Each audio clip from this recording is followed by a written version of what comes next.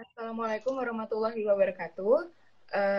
Perkenalkan, kami perwakilan dari HG3 akan mempresentasikan mengenai teknologi informasi dan komunikasi untuk pengembangan. Nama saya dan kedua rekan saya yaitu Rizka Muyasara dan Raffi Friandra. Baik, lanjut. Oke.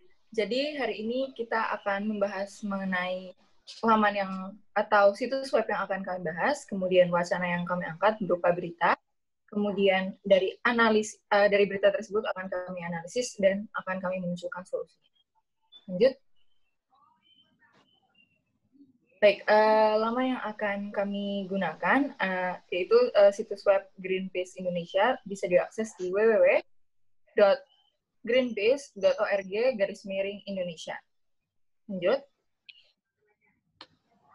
Oke, jadi organisasi non-profit Greenpeace itu sendiri merupakan organisasi yang bergerak di kampanye independen, dan dia itu berfokus pada masalah lingkungan global di Indonesia tentunya. Kampanye Greenpeace Indonesia ini memang bertujuan untuk menghentikan dan menentang perusahaan-perusahaan yang berhubungan dengan lingkungan. Nah, dan tentu saja Greenpeace ini akan menawarkan solusi untuk terhadap praktek perusahaan tersebut. Nah, Greenpeace juga punya cita-cita, kemudian tujuan untuk menjaga bumi ini. Baik, kalau misalnya kita lihat dari peta konsep yang telah dibuat sebelumnya, yang sudah kami buat, Greenpeace ini memiliki 2 bar, yaitu tentang aksi dan jelajahi. Jadi di aksi ini dia lebih membicarakan tentang kampanye-kampanye yang mereka lakukan misalnya mengenai iklim, kemudian perusahaan hutan, kemudian energi terbarukan. Nah, selanjutnya di bagian jelajahi itu mengenai banyak penulisan tentang perusahaan lingkungan yang ada di Indonesia. Kemudian juga ada laman untuk mendaftarkan diri menjadi relawan. Nah, itu ada di situ semua. Kemudian selain itu juga ada tentang Greenpeace itu sendiri, sejarah Greenpeace juga, dan bagaimana pendanaan mereka, seperti itu. Lanjut. Lalu ada tujuan Greenpeace. Tujuan Greenpeace itu yang pertama menghentikan dan menentang perusahaan-perusahaan lingkungan yang sedang terjadi dan menawarkan solusi terhadap praktek perusahaan lingkungan tersebut. Lalu tujuan Greenpeace yang sudah disebutkan Edita tadi yaitu menjaga bumi. Nah, selain menjaga bumi, Greenpeace mempunyai cita-cita yang tergantung dengan skala prioritasnya. Nah, saya akan sebutkan cita-cita Greenpeace menurut skala globalnya. Yang pertama adalah menyerukan revolusi energi dengan cara pemanfaatan besar-besaran energi terbarukan dipadu dengan efisiensi energi untuk mengatasi ancaman terbesar di bumi ini, yaitu perubahan iklim.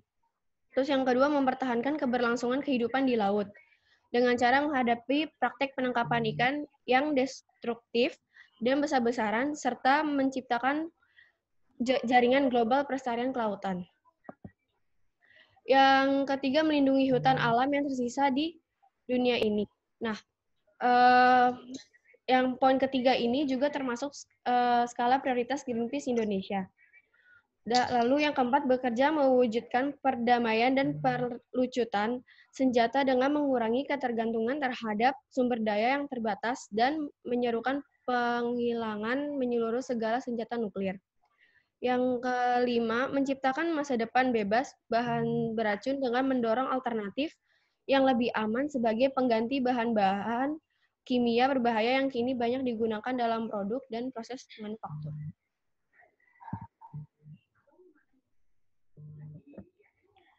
Selanjutnya, berdasarkan tujuan dari Greenpeace tadi, program kerja dari Greenpeace sendiri itu ada 4 poin yang utama. Yang pertama adalah perlindungan hutan, terus energi terbarukan, jadi mengubah dari energi yang sebelumnya itu dianggap tidak efisien karena dampaknya yang berpengaruh ke lingkungan juga, maka diubah ke energi yang terbarukan yang lebih efisien dan lebih ramah lingkungan. Selanjutnya, perlindungan laut ini mengacu ke tujuan Greenpeace sendiri, yang mencegah penangkapan ikan secara destruktif dan merusak ekosistem laut. Dan yang keempat ada pantang plastik, yaitu mengurangi sama-sama plastik dan penggunaan plastik sendiri untuk mengurangi proses pengolahan atau pembuangan plastik yang tidak sesuai dengan prosedurnya. Lanjut. Baik, sekarang saya akan menjelaskan mengenai wacana yang kami angkat. HG3 ini mengangkat wacana tentang kampanye energi terbarukan yang dibawa oleh Greenpeace. Lanjut. Oke, bisa teman-teman lihat bahwa menurut berita-berita yang ada tentang Greenpeace yang membantu menyerukan penggunaan energi terbarukan, Greenpeace ini sudah berhasil membuat festival di Buleleng dengan menggunakan tenaga surya, kemudian mereka juga membantu masyarakat komunitas-komunitas adat yang di Sumatera, Papua untuk memiliki sumber listrik lewat tenaga surya. Kemudian yang terakhir itu Greenpeace juga berperan dalam membuat pembangkit listrik tenaga air di Desa Cinta Mekar itu di Subang, kemudian ada juga dia buat di Banten, di Cipta Gelar, kemudian di Pulau Mansinam itu di Papua. Jadi intinya Greenpeace ini mencoba untuk menggunakan energi terbarukan sebagai sumber listrik di daerah-daerah kecil seperti itu. Lanjut.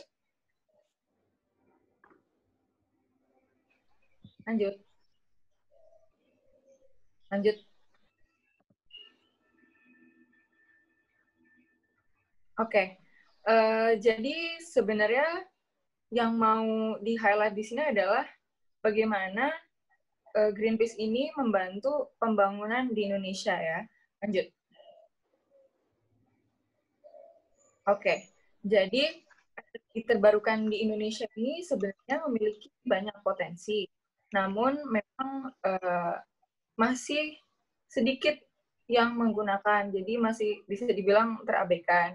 Karena Indonesia itu masih bergantung pada bahan bakar fosil seperti migas, minyak, gas, dan batu bara. Batu bara itu contohnya PLTU di Tanjung Priok itu untuk sebagai sumber listrik. Nah, dan tentu saja cadangan tersebut itu bisa semakin menipis dan lama-lama habis gitu. Nah, masyarakat sendiri dalam melihat energi terbarukan itu masih menganggap energi terbarukan itu mahal karena memang teknologinya butuh investasi yang terbilang cukup tinggi.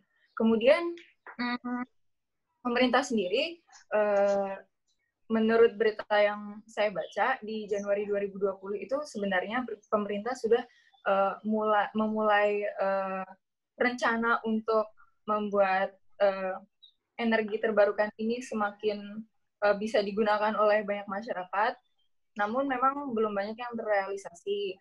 Nah, Greenpeace ini hadir sebagai inisiator penggunaan energi terbarukan dengan cara dia datang ke desa-desa terpencil seperti itu untuk membantu mereka khususnya menyediakan sumber listrik seperti itu. Lanjut. Oke, jadi kalau misalnya tadi kita lihat dari wacananya, tentu saja keberhasilan dari Greenpeace itu mengalirkan listrik ke desa dengan energi terbarukan dari panel surya maupun dari tenaga air. Nah, namun kalau misalnya kita lihat secara luas, memang program mereka ini belum bisa menjamah daerah-daerah lain seperti yang berita tadi, karena masih belum banyak tersebar seperti itu. Jadi bisa dibilang belum maksimal dan luas. Nah, lalu apa penyebabnya? Jadi kalau penyebab keberhasilannya sendiri, Greenpeace itu memang organisasi besar. Jadi dia punya sumber dana yang cukup dari donasi. Itu bisa dilihat di situs webnya, dia menggalang donasi. Dan tentu saja Greenpeace itu kan tidak hanya di Indonesia, jadi bisa kemungkinan Greenpeace di luar negara lain itu membantu dalam pendanaan program-program kerja Greenpeace Indonesia. Nah, kegagalannya itu sebenarnya lebih ke arah kurang dukungan dari pemerintah, karena bisa dibilang pemerintah ini masih mengandalkan energi fosil, seperti yang tadi saya bilang, batu bara, karena memang prioritas pemerintah itu masih berusaha untuk memberikan energi yang murah ketimbang energi yang ramah lingkungan ke masyarakat gitu. Dan juga akhirnya karena memang masyarakat itu menganggap energi terbarukan itu mahal, sehingga willingness to pay dari masyarakat pun berkurang. Namun faktor keberhasilan lainnya juga yang bisa di-highlight itu adalah antusias dari masyarakat, di mana Greenpeace itu membuat program kerja di daerah-daerah yang memang membutuhkan sumber listrik misalnya. Nah, masyarakat kan tentu saja merasa terbantu dong dengan adanya program kerja tersebut. Jadi program kerja tersebut berhasil karena disambut baik oleh masyarakat. Karena di Indonesia itu sebenarnya keadilan energi itu belum jadi perhatian pemerintah. Dalam saya membicarakan dalam hal pemerataan pembangunan ya. Jadi Greenpeace itu memang bisa dijadikan wadah untuk pemerataan pembangunan, dan ini bisa dijadikan refleksi bagi pemerintah karena sudah ada inisiatornya seperti itu. Lanjut.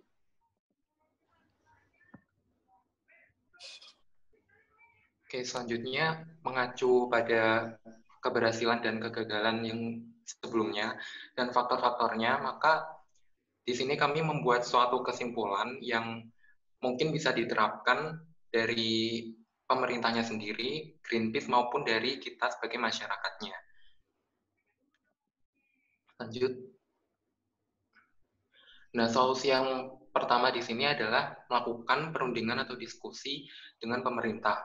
Maksudnya di sini itu adalah membicarakan kembali dengan pemerintah, karena tadi kan sebelumnya udah disebutkan kalau rencana pemerintah itu udah ada, namun masih terhambat karena mungkin menghadapi masalah-masalah lain yang jadinya pemerintah itu menganggap kalau masalah energi yang digunakan di Indonesia ini ataupun yang di alam itu masih belum terlalu penting. Maka dari itu perundingan di sini dilakukan oleh Greenpeace, yaitu untuk bernegosiasi mau lanjutannya bagaimana dengan pemerintah. Apakah masih mereka hanya sekedar rencana saja, atau mereka akan mau segera merealisasikan dan memberikan bantuan, misalkan berupa pendanaan. Yang kedua di sini adalah membuat program kerja dengan pemerintah. Ini dimaksudkan ketika hasil diskusi yang sebelumnya dilakukan itu, hasilnya adalah pemerintah setuju mau memberikan bantuan, misalkan berupa dana ataupun berupa fasilitas yang nantinya bisa berpengaruh ke masyarakat. Jadi masyarakat juga lebih termotivasi untuk mendukung jalannya program kerja dari Greenpeace ini. Namun solusi yang ketiga, jika hasil diskusi itu masih belum dapat berujung pada proses terrealisasinya program kerja Greenpeace, maka yang mungkin bisa dilakukan oleh Greenpeace adalah melakukan sosialisasi langsung ke masyarakat. Sosialisasi di sini targetnya adalah masyarakat-masyarakat yang masih belum mendukung, karena seperti yang disebutkan sebelumnya tadi, daerah-daerah yang masyarakatnya itu pro dan mendukung program kerja Greenpeace itu masih bisa dihitung. Maka dari itu, untuk mencangkup semua wilayah Indonesia yang lebih besar lagi, maka diperlukan sosialisasi kepada orang-orang atau masyarakat yang mereka belum mengerti apa manfaatnya dan apakah benar-benar ini membawa dampak yang positif ke masyarakat. Karena bisa juga ada miskomunikasi dan misinformasi dari kedua belah pihak ini. Nah, selanjutnya, jika nantinya poin solusi yang ketiga ini bermanfaat dan membawa dampak yang positif, banyak masyarakat yang ikut membantu dan mendukung program kerja Greenpeace, maka di sini massa atau masyarakat yang mendukung ini akan semakin banyak. Oleh karena itu, selanjutnya adalah melakukan kampanye dengan masyarakat. Kampanye ini dimaksudkan untuk membuktikan ke pemerintah bahwasanya masyarakat itu sudah paham dan sudah mau mendukung program kerja Greenpeace untuk menyelamatkan lingkungan di Indonesia ini. Bisa melalui sebuah aksi ke masyarakat atau mencakup masyarakat lain yang belum terjamah oleh Greenpeace saat sosialisasi itu tadi. Seperti itu. Selanjutnya,